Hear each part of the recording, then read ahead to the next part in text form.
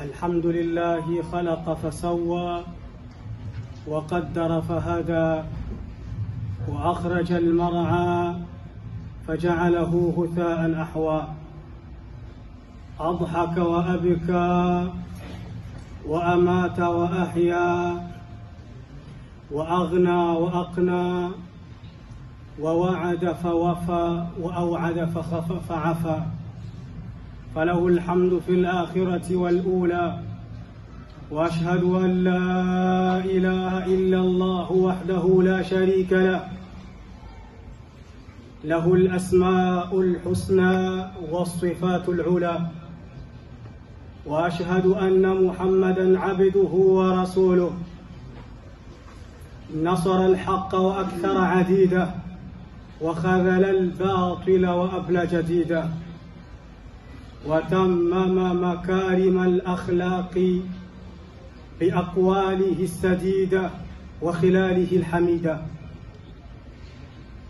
هدى الله به وشفى من كان في الضلالة على شفا فصلوات الله وسلامه عليه وعلى آله وأصحابه وأتباعه أولي الفضل والوفاء أما بعد فاتقوا الله وأصلحوا ذات بينكم وأطيعوا الله ورسوله إن كنتم مؤمنين. نمهمتي الله تبارك وتعالى ye Allah ambaye aliumba vizuri. Namuhimidi Allah tabaraka wa taala ambaye katuruzuku mimea na chakula. Ye Allah tabaraka wa taala ndiye ambaye anakibadili chakula kinapofika kwenye tumbo unakuwa mzima mwanadamu. Namuhimidi Allah tabaraka wa taala mara tena ukicheka yeye anakuwa amekuruzuku hilo, na hata ukilia ni mtihani amekupa.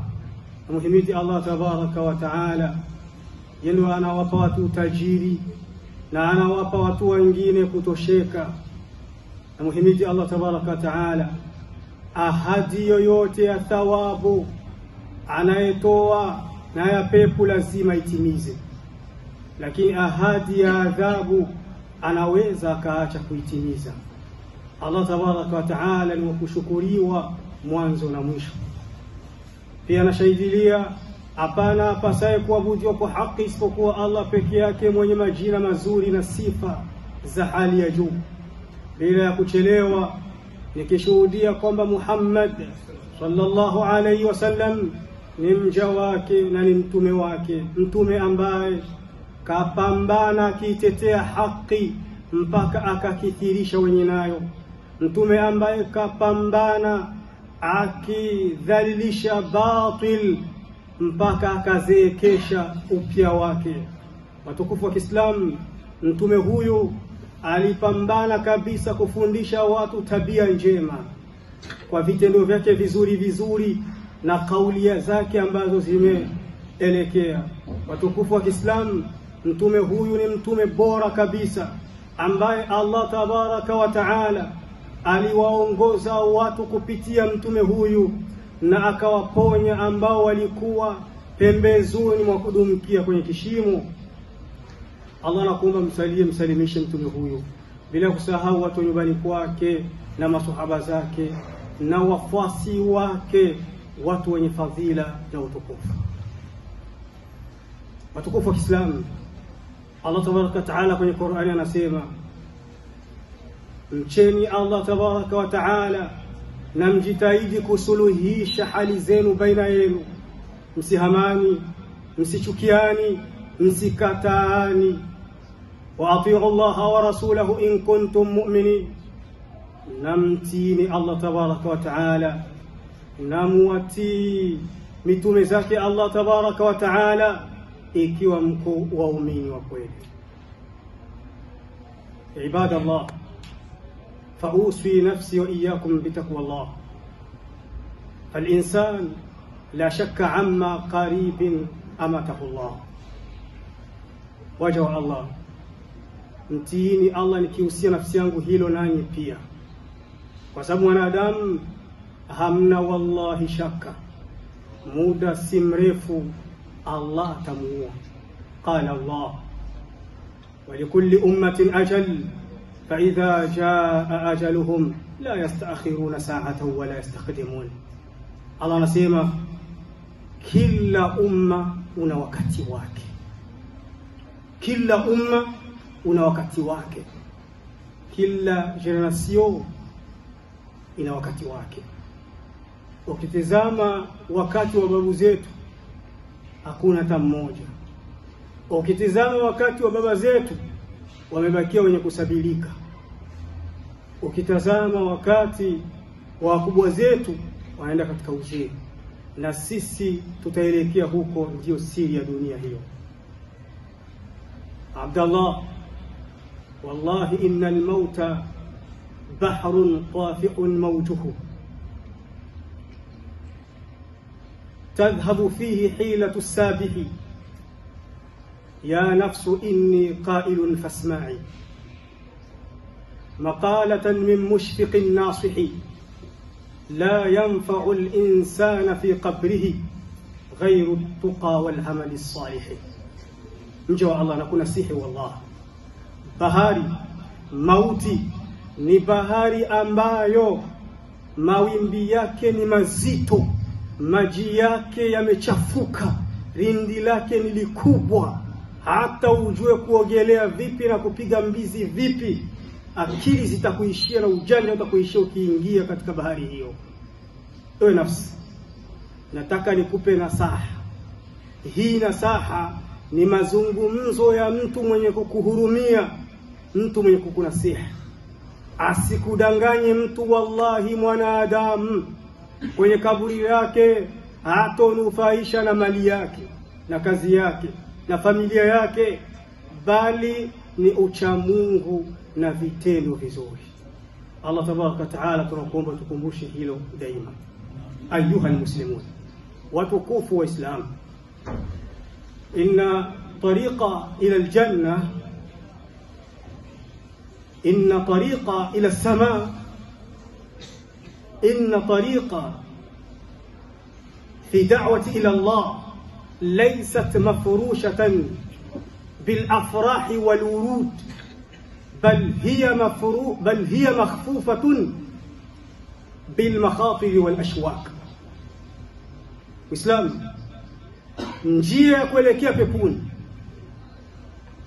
njia ya kuelekea mbinguni, njia kwenye kuwaita watu kwa Allah tabaraka taala, ni njia haikutandikwa maua na kila siku furaha, bali wallahi ni njia ambayo imetandikwa hatari na machungu na majanga na miba. وهذا سنة الله حتى في خيرة خلقه أنبيائه. na hiyo ndio sunna ya Allah subhanahu wa ta'ala, hata kwa vipenzi wake manabii wake walipopiga tambo katika hii njia iliyojaa miba, wamesikia chuma, wamekula chuma. Ndipo Allah tabaraka taala akamwambia mtume wake, wakadhalika naqussu alayka min anba'i rusuli ma nuthabbitu bihi fuadak. Ndivyo Muhammad sallallahu alaihi wasallam tunakusimulia na kukuhabarisha habari za waliokuwa kabla yako katika manabii. Kwa nini? Kwa sababu ni kaze kifua chako uweze kupambana. Mapambano katika habari za da'wa na kutafuta akhera si sehemu ya kutuma mtoto, ni sehemu inabidi mtu ajipange ukweli wa kujipanga. Funua Qur'an, utakutana visa vingi. Habari za mitume ni hatari. Tumchukue mtume mmoja tu. Madha qala Allah an Shuaib wa qaumihi. Allah amesema vipi kuhusu Shuaib na watu wake? Anakuambia Allah kwenye Qur'an, sura al-A'raf, wa ila madyan akhahum Shuaiba qala ya qaumi ibudu Allah ma lakum min ilahin ghayrihi. Madyan tumemtuma Shuaib. hajamtukana mtu, hajambughudhi mtu, hajamuibia mtu. Aliwaambia tu watu muabuduni Allah, msimshirikishi na lolote. qad ja'atkum bayyinatun min rabbikum, ndio maneno yake mazuri, mawaidha mazuri.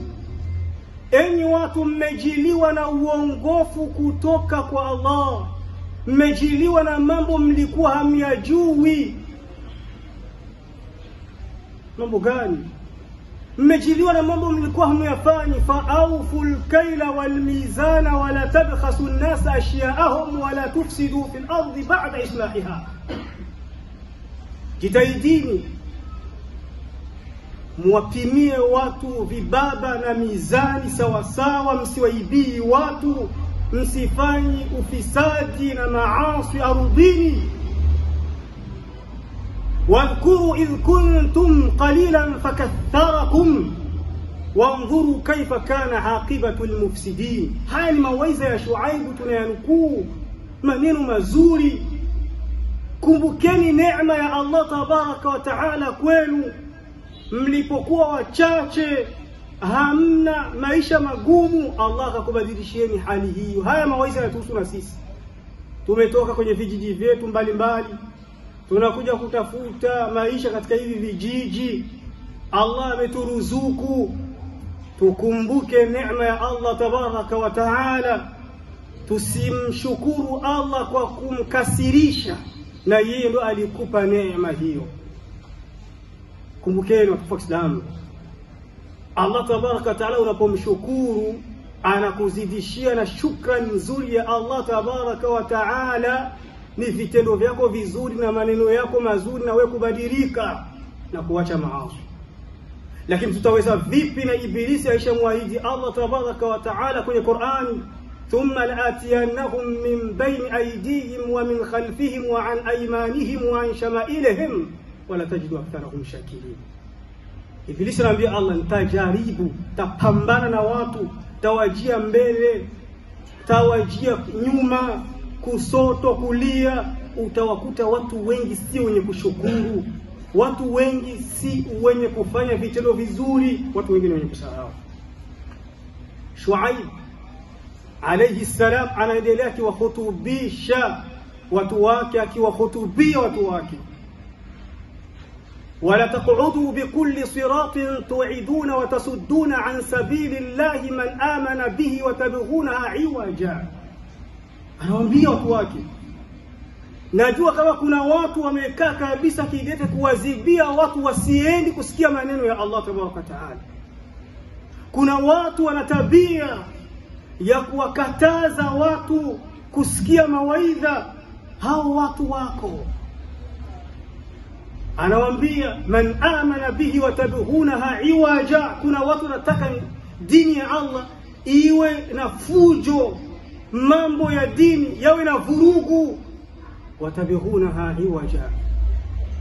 Anaendelea kutolea mawaidha, wa in kana ta'ifatun minkum amanu billadhi ursiltu bihi wa ta'ifatun lam yu'minu fasbiru hatta yahkuma Allah bainana. Najua kila siku ukitangaza haki lazima kundi zitakuwa mbili, wenye kukumbatia ile haki na wenye kuikataa. Hili liweki kwenye akili yako, silisahau. Hiyo ndio sunna ya Allah.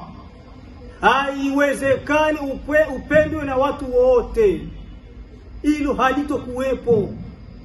Lazima patakuwa kundi litakukataa. Sasa usiwi mkali mpaka ukataka kuwapitisha watu kwenye kostra za nyumba na kuwachukia watu na kuwalaani watu. Tulia, hiyo ni sunna ya Allah tabaraka wa taala.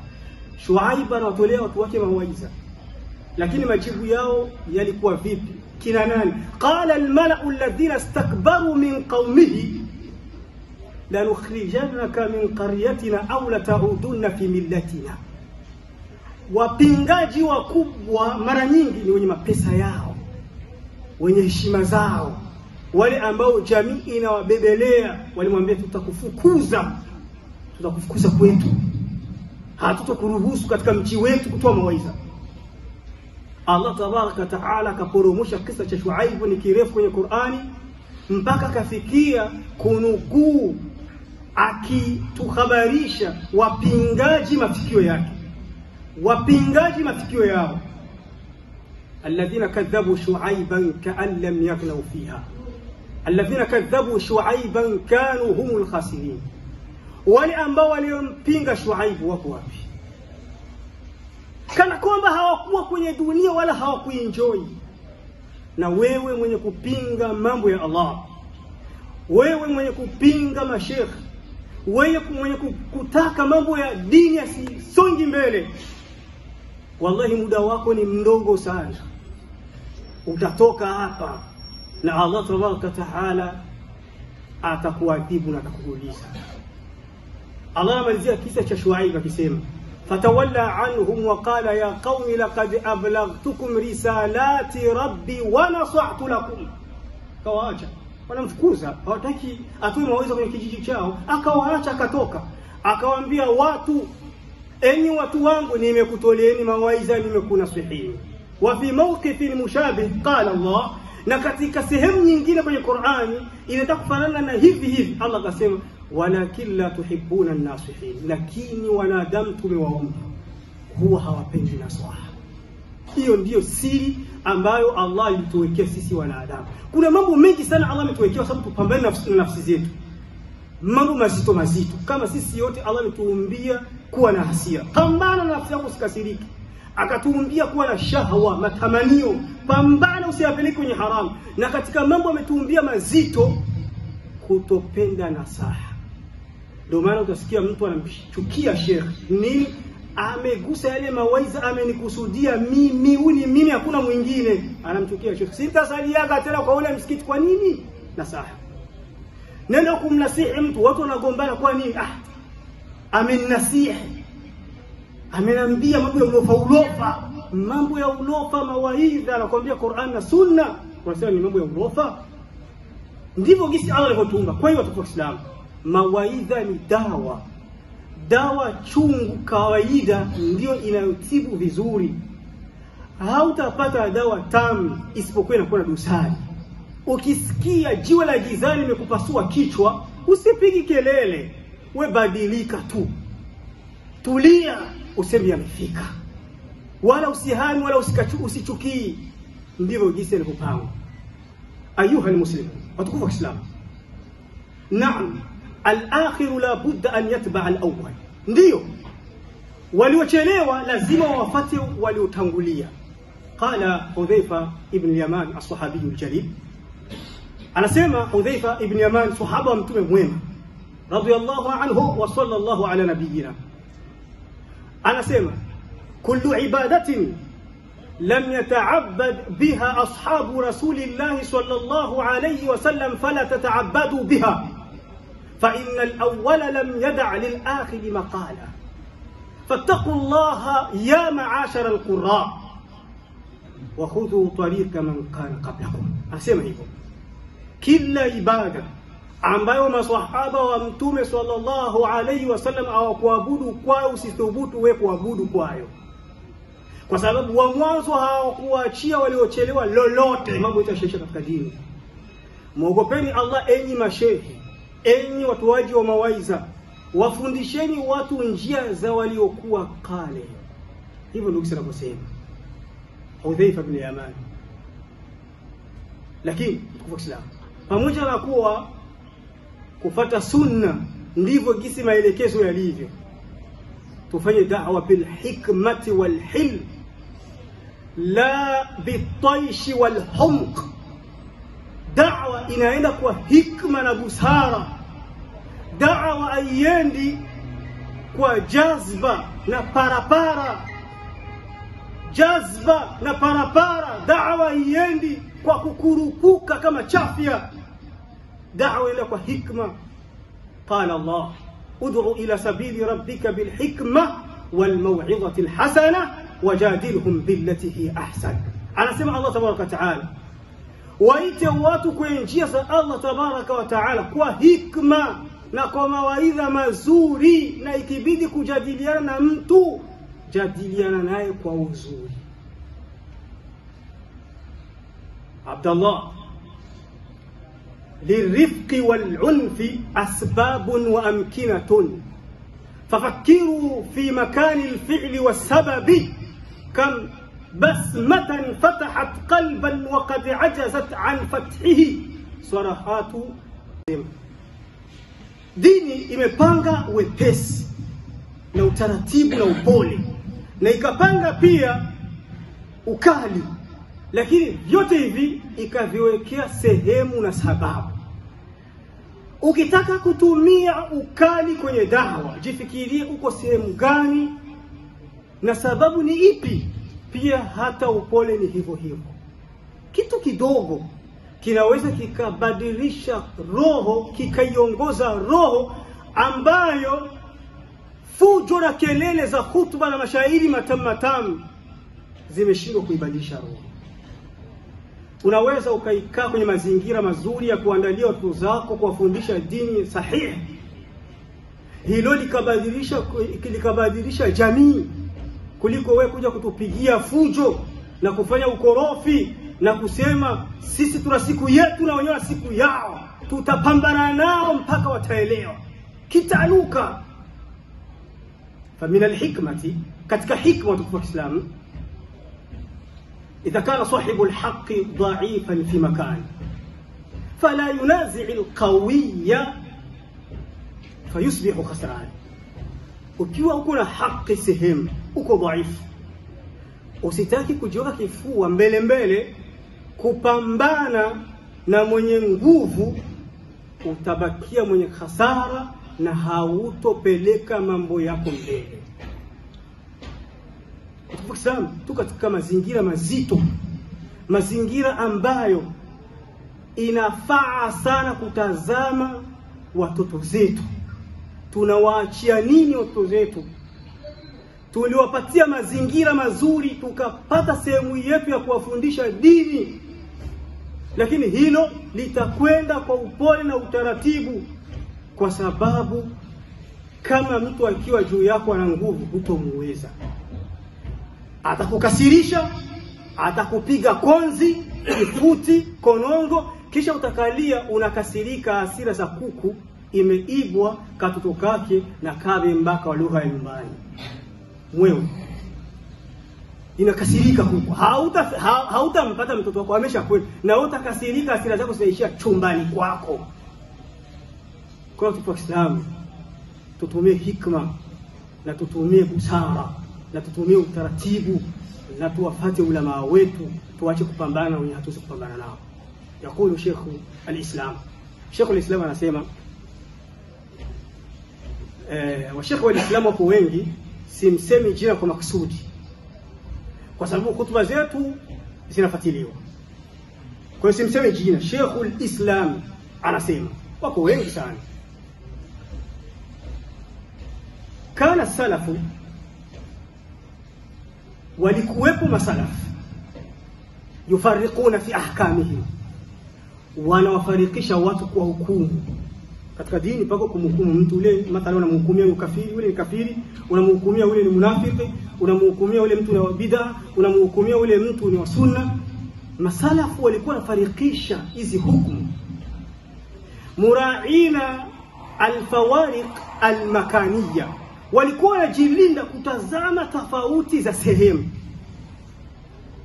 Walidha lam yakunu yaquluna bihajri man rumiya bitashayyu' fi al-Kufa au man rumiya bilqawli bilqadari fi al-Basra. Ndio maana walikuwa hawa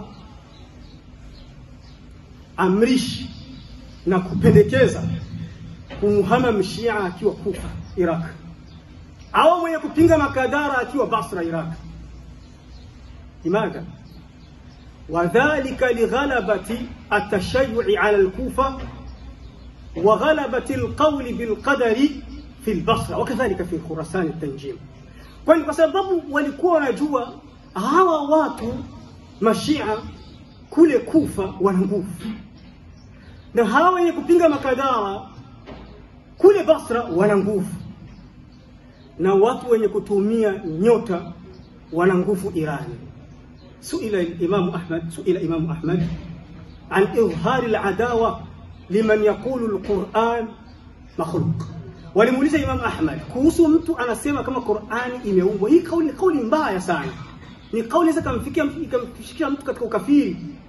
Akasema ahlu Khurasan la yaquna bihim, watu ambao wako Iran hawana nguvu katika hilo, linyamanzieni, tumieni hikma, msipambane na wenye kuwashinda nguvu. A'udhu billahi minash shaitani rajim. Laqad kana lakum fi qasasihim ibratun li ulil albab. Allah anasema kwenye visa vya hao, vitendo vyao, kauli zao kuna mawaidha, sio kwa kila mtu, kwa mwenye akili. Lakini mwenye ana akili utasikia anaendelea vile vile na vurugu zake na fujo zake, ataendelea kuwa kuku imeibwa katika ukake na kabemba. Barakallahu fil Qur'an al-azim wa nafa'ani wa iyyakum bima fihi min al-ayati wa dhikri al-hakim. Naomba Allah nibarikie mimi na nyinyi kwa Qur'an tukufu na aninufaishe mimi na nyinyi kwa hizi aya za hikma kwenye Qur'an. Astaghfirullah li wa lakum wa lisairil mu'minin wa liwalidayya wa liwalidaykum. Naomba Allah nisamehe mimi, nipe msamaha na nyinyi pia na Waislamu wote, bila kusahau wazazi wetu wawili na wazazi wenu pia. Astaghfirullah wa atubu ilayhi fastaghfiruhu innahu huwal ghafurur rahim.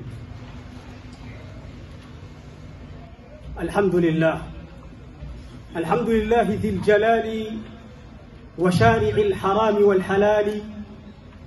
وأشهد أن لا إله إلا الله منزل الأعراف والأنفال.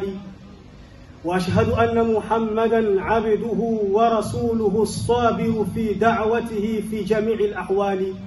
صلوات الله وسلامه عليه وعلى آله وأصحابه ومن تبعهم بالغدو والآصال. أما بعد، فتوفى الإسلام نمهمدي الله مرتين، نمهمدي الله من يوتكوف.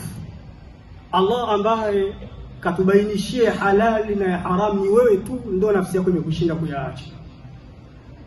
Na shahidilia hapana Mola isipokuwa Allah peke yake, aliyetushushia sura nzuri miongoni mwazo suratul A'raf.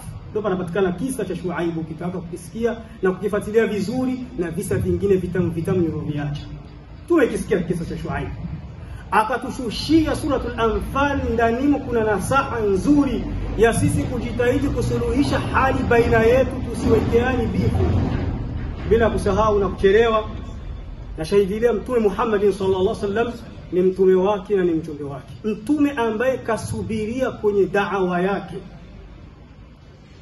mtume ambaye kasubiria, kateswa, kaumizwa kwenye da'wa, akasubiria kwenye hali zote. Allah amsalie mtume huyu, bila kusahau watu nyumbani kwake na maswahaba zake na wote watakaomfuata Mtume sallallahu alaihi wasallam usiku na mchana bila kuchoka.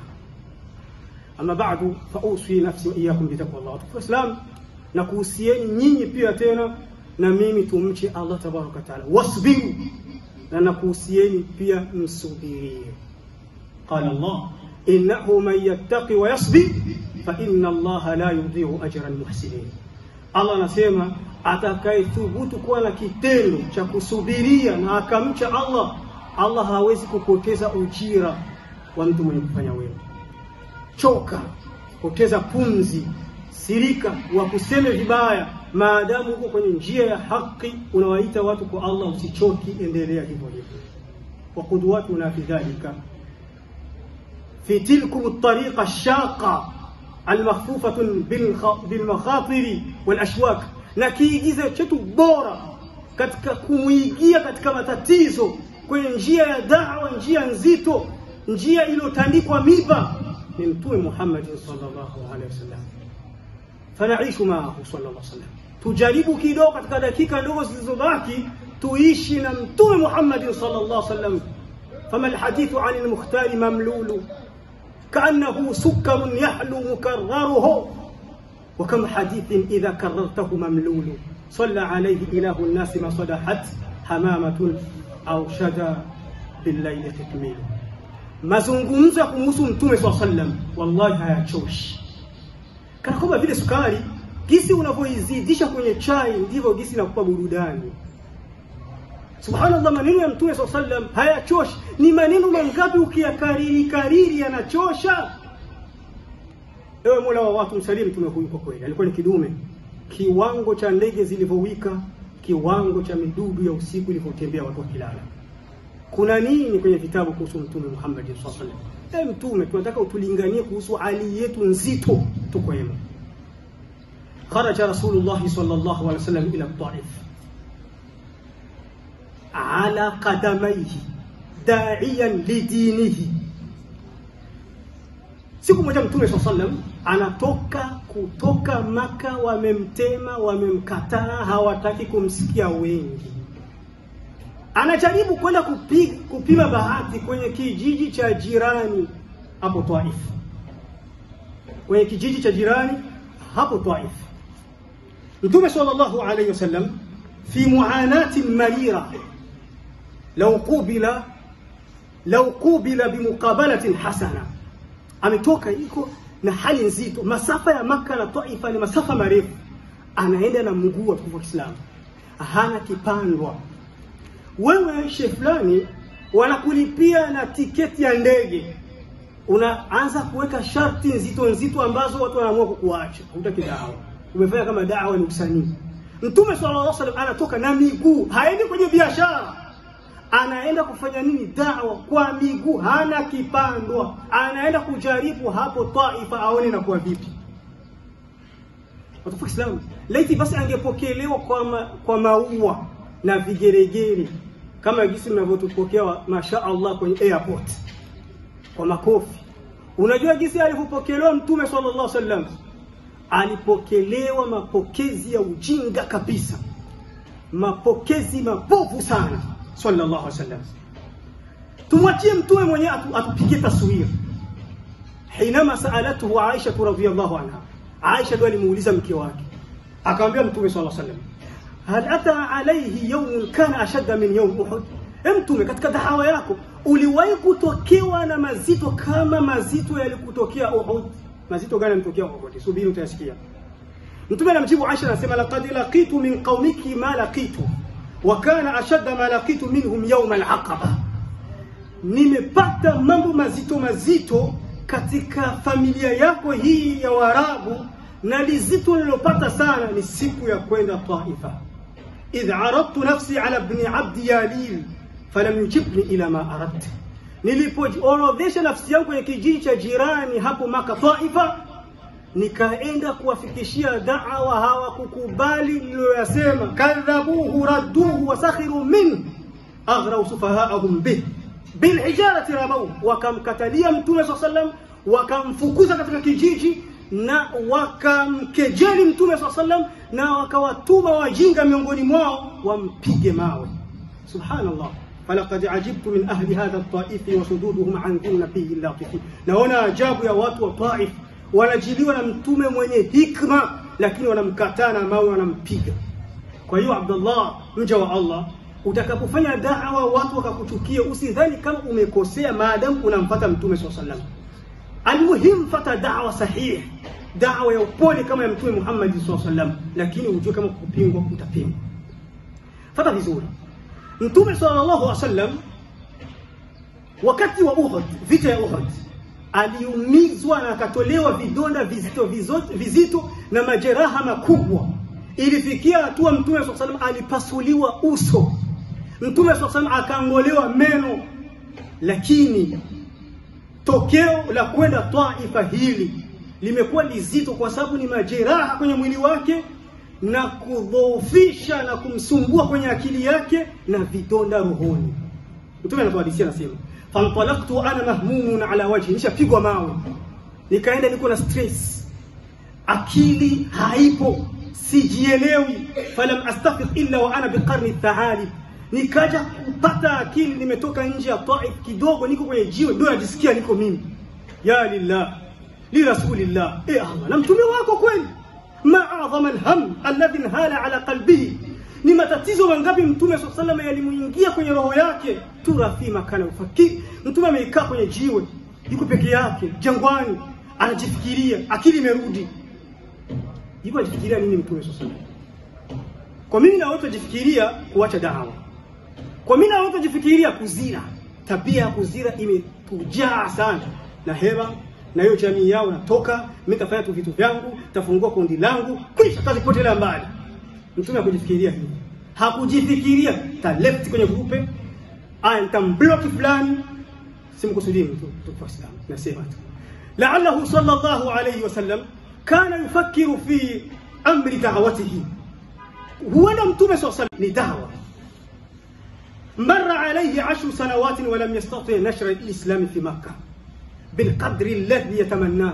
Mtume amekaa kwa stress, sio stress mke wangu ataniacha, stress biashara yangu imeharibika, la wallah. Mtume alikuwa anajifikiria kwa nini miaka 10 nimekaa Maka mpaka nafikia kukimbia, watu hawakunisikia wengi, sikufanya da'wa au da'wa yangu haikupita kama ninavyotaka. Mtume alikuwa anajifikiria yufakir kaifa sayadkhulu Maka, anaanza kujifikiria Maka na ingia vipi, anishaitoka. Anajua kwa Maka, watu wa Maka chuki na husda ina wachemka kumfuatilia mtume swalla kwa kila kadogo wako hemo. Ukiwa katika dawa hapa, basi ujue wewe ni kioo, ni nyumba ya vioo. Usithubutu kumpiga mawe mtu na wewe nyumba yako ya vioo, kwa sababu sasa kumpiga jua moja kakwepa yake kupiga kadogo, nyumba yako yote hauna nafasi ya kuishi. Mtume Muhammad sallallahu, hii ni nafasi ya mtu ukishaanza kuisimama inabidi ujipange vizuri, ujikinge na makosa yote, ujiweke mbali na vurugu zote, usionekane umeingia kwenye dosari ndogo. Ni pazito hapa, watu wanakuchunguza, radar zao ziko zote kwako. Atafanya aje baba leo tuambiambia kwenye hutuba ya Ijumaa tumuone na yeye si hivi. Mtume sasa kuna waadui sempuli mbili. Adui alimwacha nyuma huko Taifa, na adui anamngoja Maka ili amwangushie vipondo, amwangushie vizito, amwangushie mapigo. Bawari kun min waraiha sawa'iq. Mtume akajikutana kwa mashimo, juu yake kuna maradu. Mtume akajikutana kwenye magiza, dhulumatun ba'dha fawqa ba'd, kisha mvua inamnyeshea. Lakini pamoja na hiyo wote bado anajifikiria, anaichukua dini, anaiweka kwenye hisia zake. Wallahi ukichukua kitu ukakipa umuhimu, ukakiweka kwenye hisia zako na ukajituma kwacho, Allah atakunufaisha na atakuwezesha. Asiseme mtu una maana bana hapa debe Uislamu bana wakorofi sana. Hapa debe watu hawafahamu bana shehe, inabidi usali sala za istikhara. La wallah, weka kwenye kitendo chako. Hii ni hutuba ya watu wa debe. Na wengine Waislamu wa sehemu zote tumepita sehemu tumekutana, tunafanana sisi wenye kutoka kule nyumbani. Tunatofautiana tu kidogo. Tukutana Tanzania, wanatofautiana kidogo tu na Rwanda, na Uganda, wa Kenya, wa Burundi, lakini pako mbaya wao, pako zaidi yao sitaki kumsema. Ili nisipati lao. Wewe mwenyewe utakaa chini ufanye zako bahati zako, ujue nani research zako, utizame ni nani ambaye katika hizi nchi nimetaja vurugu kwake ni kubwa sana. Anasababisha jamii inarudi nyuma. Mwenye haweki Uislamu kuupigania kwa jazba yake ni nani? Utamaliza wewe mwenyewe. Kisha ujilaumu mwenyewe kwenye nafsi yako uko ndani kwako. Sitaki kuniletea vurugu. Fan-nasr wa tawfiq fi khawatawatihi. Muislamu wallahi ukiweka dini la Uislamu kwenye roho yako, Allah atakunufaisha. Kwani tumekuja hapa hatujui Kiingereza? Si watu wanazungumza Kiingereza? Kwani kwa sababu uliona kama ndio utapata maisha, ndio utafaulu, ndio utaweza kupata mke na familia na kazi, umejua Kiingereza. Lakini Kiarabu, lugha ya Kiislamu, lugha ya Qur'an, tukisoma Qur'an mpaka tukufasirie, hujui. Allah atatuuliza kusoma Kiarabu ni wajibu. Usiseme nimeshakuwa mzee mimi siwezi kufahamu. Kiingereza umekifahamu, acha na uzee wako. Hukuweka Uislamu katika roho yako. Bali wanasikitika mashehe wakati wanapoweka darasa za wanaume wakubwa hawaji. Darasa za wanawake ndio wanakuja. Wazee, wanaume tumetupilia dini, wengi miongoni mwetu, sio sote. Fahuwa sallallahu alaihi wasallam, Mtume sallallahu alaihi wasallam, japokuwa Taifa hawakumkaribisha, lakini anakumbuka Maka amewaacha watu kadhaa, japo ni wadogo, walimkubali. Mtume sallallahu alaihi wasallam na huyo mwaka wa 10 alipata bahati kukutana baadhi ya watu wa Madina ambao walisikia dawa yake, wakaipenda, wakaenda Madina, wakaizagaza. Sayuftahu babun idha sudda bab, naam watahunu al-umuru shi'ab. Muislamu sijali, mlango huyu ukifungwa utafunguka mwingine, wala usikati tamaa. wala usichoki. Hata vitu viwe vizito vipi, wallahi ukimtegemea Allah tabaraka taala vitakwisha. Ma'ashara al-ikhwa, inna ala kulli muslimin uswatan bi nabiyhi sallallahu alayhi wasallam an yaj'ala al-islam qadiyatahu al-kubra fi al-hayat. Kila muislam anafaa kama anajua kwamba hapa sio kwake, hapa sio kwetu, tutakufa. Kila muislamu achukue Uislamu aweke kama ndio dili kubwa kwenye nafsi yake, kwenye maisha yake. Kuanzia leo Uislamu wako utangulie kila kitu, yutabiquhu kama jaa. Uweke Uislamu kwenye vitendo vyako kama jinsi ulivyokuja. Ukiwa shekhi, tumia muda wako mwingi wa kusoma vitabu. So tukuone uko shekhe, huna wakati wa vitabu, unataka kuwatolea watu fatwa zenye hukusoma, uko sawa kwenye biashara, uko sawa kwenye mambo yako mengine. Ukiwa dai, ustadh, ukiwa mwalimu, ukiwa imam, jitahidi waulize mashehe maswali, wajibie Waislamu vilivyo. Ukiwa Muislamu, mahutuba uyafate. Ukiwa Muislamu, fata mihadhara yote ili ujue Uislamu wako sawa sawa.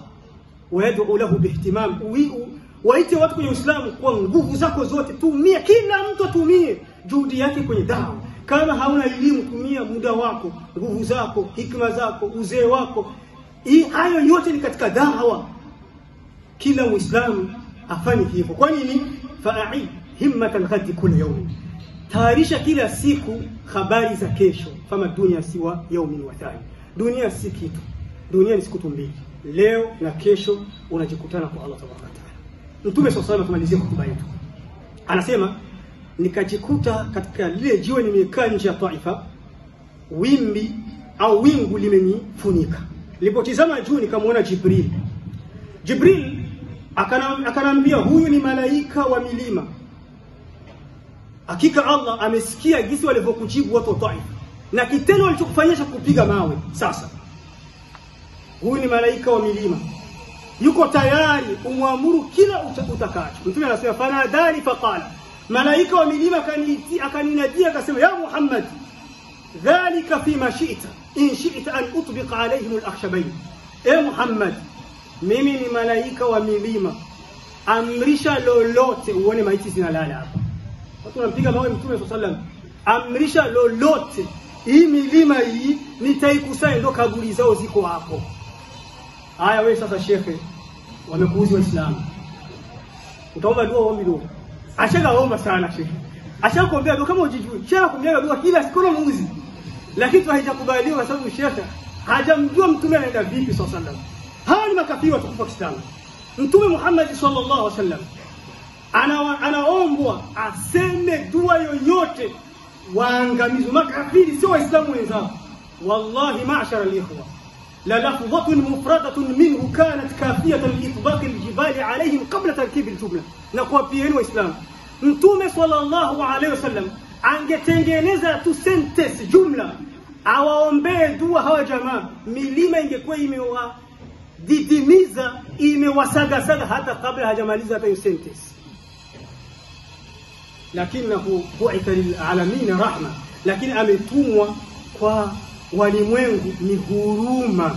Ametumwa kwa ulimwengu mwenye hikma, sio mwenye parapara, sio mwenye jazba. Raahum marda yajibu is'afahum. Mtume sallallahu alayhi aliwashika maduat, watu na watolea mawaidha, washike tu kama ni wagonjwa. Akisha wewe ni ambulance, wewe ni gari ya kusaidia wagonjwa.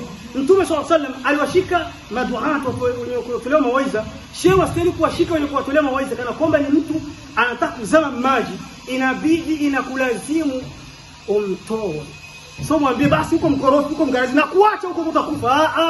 Hapana, jaribu umsaidie. Mtume akamwambia ule mfalme, ule malaika wa milima, la bal arju an yukhrij Allah min aslabihim man ya'buduhu la yushriku bihi shay'a. Usithubutu kuangushia milima, bali mimi nataraji Allah tabaraka taala, japokuwa ni wazee wa korofi, atoe kwenye migongo yao watu ambao watamwabudu Allah tabaraka taala, watoto zao waje kumwabudu Allah tabaraka taala, wasifanye shiriki ya kitu chochote. Mtume sallallahu alayhi wasallam alisema watoto wa Kiislamu, umoja wetu, watukufu wa Kiislamu, kukusanyika kwetu sehemu moja, kuvumiliana kwetu, kutohamana kwetu, hilo litatufanya tufanye mambo makubwa katika Uislamu. tunaweza tukapata nafasi yetu. Hii nafasi yetu sio faida kwetu sana, kwa sababu wewe unakumbuka parcele yako Buterere, uko unakumbuka uende kumalizia maisha yako Afrika, lakini mtoto wako ndio vigumu kwenda Afrika, kwenda kule nyumbani. Kama Afrika sababu ishazoea Ulaya, Afrika kule nyumbani. Mtoto wako hata ukimpeleka nyumbani mara nyingi kule Ulaya, mtu asemaga hivyo, sijui huku kwenu sana. Ukimpeleka mtoto wako nyumbani, eti bana turudi nyumbani, amekulia hapa shehe, anangoja ufe aombeshe hiyo nyumba yako, arudi zake Saudi, arudi zake Ulaya. Kwa hiyo watoto wetu tumeshawasaidia hapa, wakishakuwa hapa ndo kwao. Mtoto yani mwanadamu ni mtoto wa mazingira aliyokulia. Kwa hiyo tuandalie mazingira mazuri watoto zetu, tuache vitu zetu, tuache kuhamana, tuache kasirika hovyo, tuache kugumuka. Unazira sana, acha kuzira, usikimbii jamii. Mtume anasema sallallahu alaihi wasallam, ambaye anachangana na watu wanamuuzia nasubiria ni bora kuliko yule mtu anawakimbia watu hawasubiri. Allah tabaraka taala tuwafikishe. Namuomba Allah tupe vichwa vipana. Namuomba Allah tabaraka taala atuwezeshe tuweze kuzingatia hili. Namuomba Allah tuwezeshe kuweza kuandalia mazingira mazuri watoto zetu. Sallu ala rahmatil muhda wal ni'matil musta an-nabiy mustafa والرسول المجتبى. الله كلندين والإسلام مسلمين متون محمد صلى الله عليه وسلم، فقد أمركم الله بذلك وبدأ بنفسه وثنى بملائكته وثلث بكم. الله amekuamrisheni hivyo, akaanzia nafsi yake, kisha pili malaika zake, kisha nyinyi. Inna Allaha wa malaikatahu yusalluna ala nabi ya ayyuhalladhina amanu sallu alayhi wa sallimu taslima. Allahumma salli ala Muhammad wa ala ali Muhammad kama sallaita ala Ibrahim wa ala ali Ibrahim wa barik ala Muhammad wa ala ali Muhammad kama barakta ala Ibrahim wa ala ali Ibrahim innaka Hamidum Majid. Allah tunakuomba uzuri duniani, Allah tunakuomba uzuri akhera, Allah tunakuomba pepo. Allahumma inna nas'aluka aisha suada wa nuzul ash-shuhada wa murafaqata al-anbiya wa an-nasr 'ala al-a'da ya sami'a ad-du'a. Allah tunakuomba maisha mazuri, tunakuomba Allah ukitutoa duniani tupe vifo vya mashahidi. Allah tunakuomba tuwe majirani marafiki wa mitume zetu peponi. Allah tunakuomba utuitikie dua yetu. اللهم إنا نسألك عيشا قارا ورزقا دارا وعملا بارا. Allah tunakuomba utupe riziki yenye kutembea, utupe riziki yenye kutoka inaingia, sio yenye kubanwa. Allah pia tunakuomba utupe vitendo vizuri. Allah tunakuomba utupe maisha yenye utulivu yasiyokuwa na stress. اللهم إنا نسألك حبك وحب من يحبك وحب العمل الذي يقربنا إلى حبك. Allah tunakuomba utupe mapenzi yako na watu wote wanaokupenda. Allah viumbe wote wanaokupenda wajalie watupende. Allah tabaraka taala, Allah tupe mapenzi ya kupenda vitu unavyovipenda ili vitu ingize peponi. Subhanakallahumma wa bihamdika ashhadu an la ilaha illa anta astaghfiruka wa atubu ilayk.